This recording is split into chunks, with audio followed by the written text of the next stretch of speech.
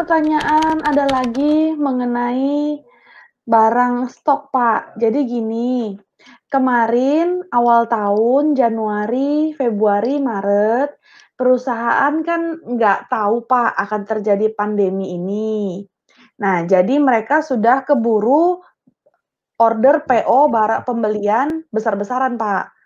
Jadi mereka mulai nyetok untuk awal tahun. Ternyata pandemi terjadi, omset drop, sehingga stok numpuk di gudang, Pak. Sedangkan stok persediaan ini kan punya masa expired. Jadi keburu expired di gudang sebelum bisa dijual. Nah, kira-kira PPN masukan atas pembelian barang ini gimana ya, Pak ya?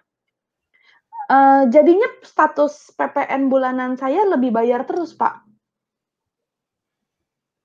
Apa ada Ya, masalah nggak, Pak ya, kalau kita PPN-nya lebih bayar terus tiap bulan? Dan apakah, stok barang saya yang expired bisa dibiayakan dalam ya. laporan keuangan? Gitu, Pak Yurnalis. Boleh tolong dibantu, Pak? Terutama untuk PPN. PPN tetap bisa kita kreditkan pajak masukannya atau diklaim pajak masukannya.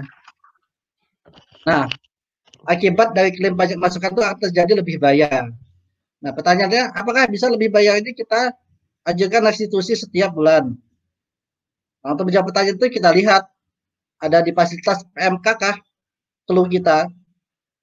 Apabila keluh kita itu ada di fasilitas PMK 44 dan lebih bayar kita itu tidak lebih dari 5 miliar, maka kita bisa minta restitusi setiap bulan. Itu untuk semua perusahaan.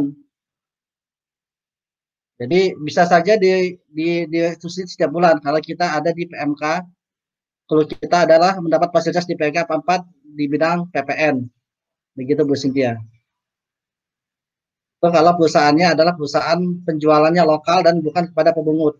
Tetapi kalau memang perusahaannya adalah perusahaan lokal tapi jualnya ke pemungut PPN itu di undang-undang itu sudah bisa restitusi tiap bulan tanpa melalui PMK 44.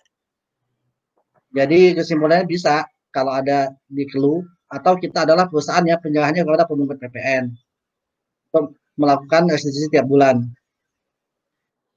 Yang Oh, kedua jadi mengenai barang expired. Barang expired apabila dimusnahkan dengan berita acara dan dengan berita acara pemusnahan yang dilakukan sesuai dengan SOP yang dipunyai oleh perusahaan dan disaksikan oleh pejabat setempat misalnya kelurahan atau RT, sepengalaman saya itu bisa dibiayakan untuk barang-barang expired yang dimusnahkan.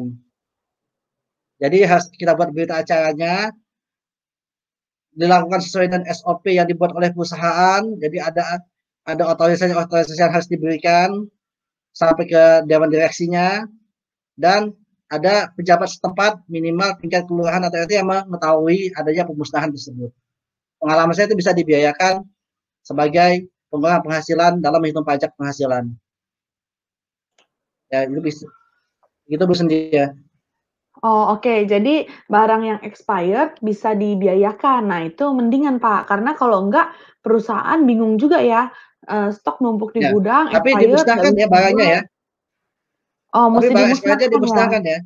Iya. Iya iya. Jangan jangan Oh, kalau jangan tetap ada di gudang. oh, nggak boleh tetap ada di gudang ya, Pak, ya? Harus kita Ya, musnahkan dan jadi harus ada bisa saksinya ya? dibiayakannya pada saat dimusnahkan.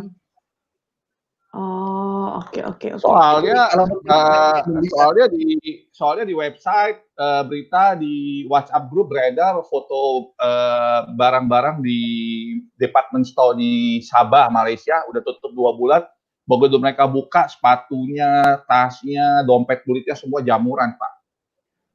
Itu semua WhatsApp udah beredar. Terus ada lagi WhatsApp baru beredar, bioskop tutup 2 bulan, bangkunya jamuran semua, Pak. Itu ada kemungkinan efek COVID, bisnis tutup, begitu masuk barangnya jadi rusak. Bukan karena nggak laku, karena rusak, karena udara di tropis lembab.